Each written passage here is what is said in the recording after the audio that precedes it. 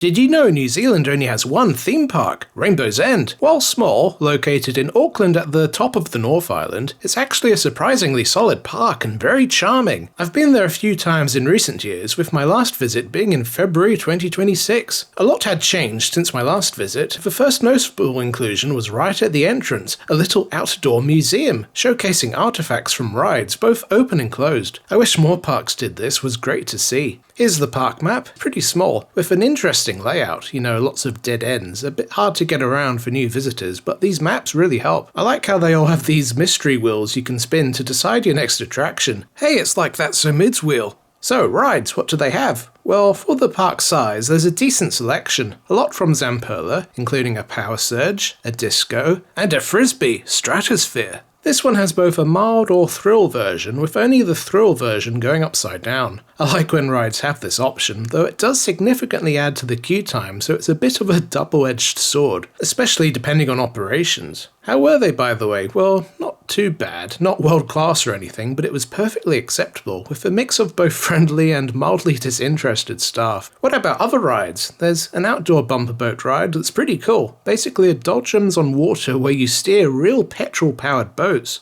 There's an Intamin drop tower, Fearfall. This was sadly closed on my last visit, but I really enjoyed it prior, very fun. There's a little 4D theatre or simulator ride, and the park's new for 2025 ride, Pacifica, a Huss pirate ship. This was quite a good ride, gave some nice bursts of airtime, though to be honest I did feel a bit woozy afterwards. I've never been good on boats. There's also a large selection of little Zamperla kiddie rides in the kids section, including the first of the park's 3 roller coasters, Choco Express. Pretty fun for what it is. The kids area also has a large indoor play area too, which you can tell is catered for private parties and the like. In here they have these animatronic chickens that were sadly deactivated for all of my visits. It looks like they do a little show in here, which I was gutted to miss. Maybe next time. Back to roller coasters, what are the other two? Well, the park's, and New Zealand's by extension, only major thrill coaster is the Corkscrew Coaster, a classic arrow that opened at the park all the way in 1986. It's even older than me. It's very short, with only 3 basic inversions, but for a classic, dare I say antique ride, it's still very enjoyable. I've had both smooth and rough rides on it, so I guess it depends on the day. Even so, I hope the park gets a modern, new thrill coaster someday soon. It's pretty crazy how New Zealand as a whole really lacks in roller coasters, especially as a country well known for their thrills.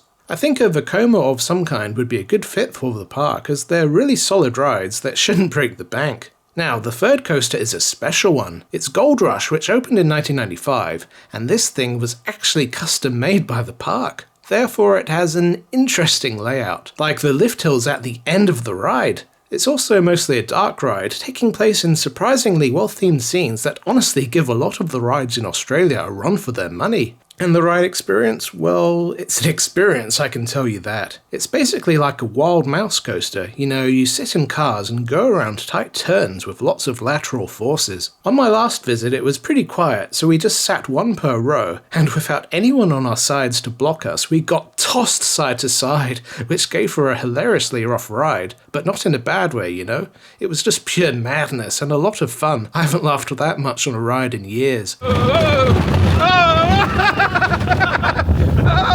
Part of the reason for Gold Rush's wonky layout is they actually built it around an existing ride, the Enchanted Forest Log Flume, another attraction that was custom made by the park. They sure love doing that, don't they? I love it. Layout-wise, it's pretty long, with just a couple of basic drops that don't really get you too wet, at least in my experience. But what makes the ride special is just how much they've packed in there. It's like it's themed to multiple different things at once. It starts out in a cave with a crocodile and an Easter Island moai, and then you go outside to an enchanted forest filled with animatronics. There's dragons, unicorns, a large hydra on a waterfall, doesn't that look cool, and these tree guys. We instantly fell in love with the Ent guy here with his "Don't feed the dragons" line. Oh wow. Don't feed the dragons! Okay, we won't. This whole forest section is actually relatively new. When I last rode the ride in 2020, it didn't have any figures at all, and it was just a basic outdoor section. I love what they did with it. What's next? After that, the ride switches themes yet again to pirates. You go through a pirate village where they're battling pixies, fairies, something you usually wouldn't expect to see on a pirate ride. We then get another theme change as we go under this cool looking waterfall inside to a dark ride section. It's kind of back to the Enchanted Forest theme with all these pixies and woodland critters. There's quite a lot in there, and the sets are really well done for, a little park with probably a low budget. It's hard to enjoy them sadly as the boats just whiz through them. There's a lot of detail in there that most riders will probably miss. Then it's back to the pirate theming as we go down this little drop, which actually looks really cool, with the dark and the lighting and the theming. Look down to the left and you can see the cave from the ride's first scene. Hello Moai. It's then themeless as you go down the main drop, but wow, what a fun standout ride. Again, for a park of this size, I think it's surprisingly really high quality, and much better than equivalent rides at a lot of other parks. I'd say it's better than the current version of Wild West Falls at Movie World. They've apparently updated the ride a few times since it opened in 1984. I wish I rode it back then. It looked interesting.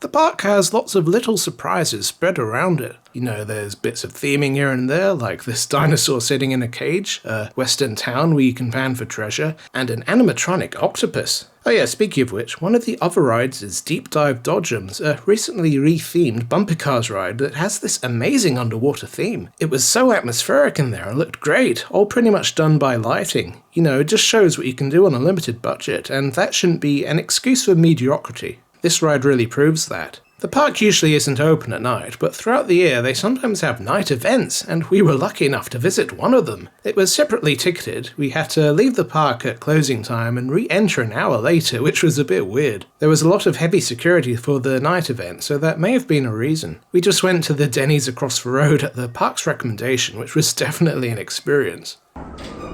Ooh. But yeah, the park was nice at night, had some good lighting here and there, and even though it was pretty quiet on our particular night, it was a really good experience. Riding the rides like Gold Rush and the Log Flume at night were especially fun. What a view, look at that. What else to talk about? Oh yeah, how was the food? Mixed. Pretty average, but at least it was reasonably priced as far as theme park food goes anyway. One of the cafes had a great veggie selection, which was sadly all out of stock. Also, I was excited to see the park offer a falafel dog, but it turned out to just be 3 falafels in a hot dog bun. Okay.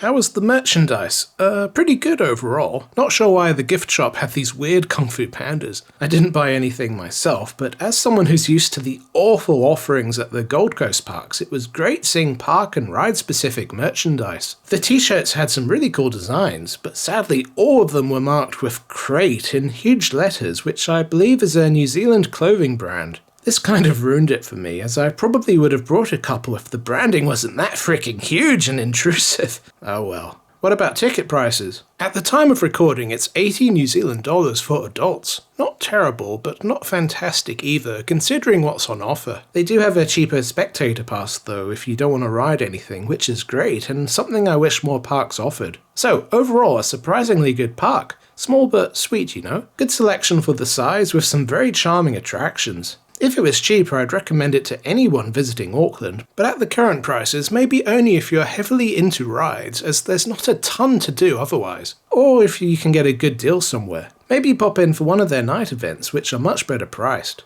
Be sure to check out my full vlog on YouTube for more if you want to see how our 2026 visit went. Thanks so much for watching, very much appreciated as always, and stay tuned for more fun theme park videos. Ogre and out. Feed the dragon.